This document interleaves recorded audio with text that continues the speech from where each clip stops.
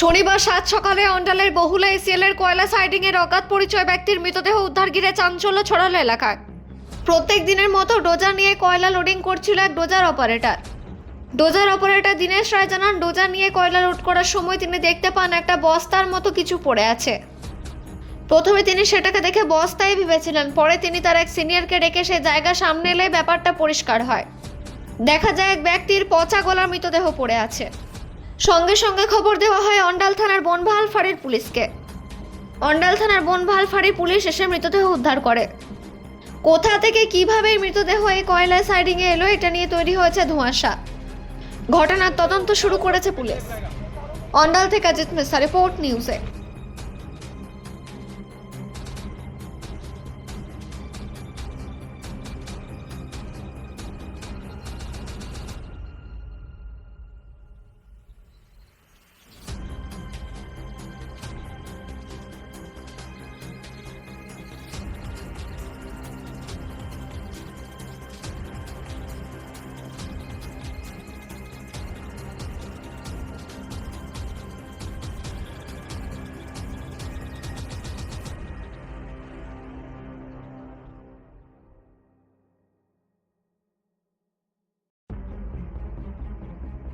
कैसे हुआ वो हम नहीं जानते हैं। हाँ। हम डोजर चला रहा था, ऊपर से लुढ़क के सामने में आ गया।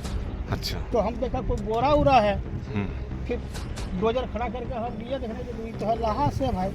तो जो हमसे सीनियर उसको बुलाए, दिखाएं, बोले चलो भाई डोजर खड़ा कर दो, तो अपना समझेगा। आपका नाम? दिनेश राय, अब क्या काम करते हैं? Dozer operator. किस जगह? बोला साहब। हाँ बोला साहब।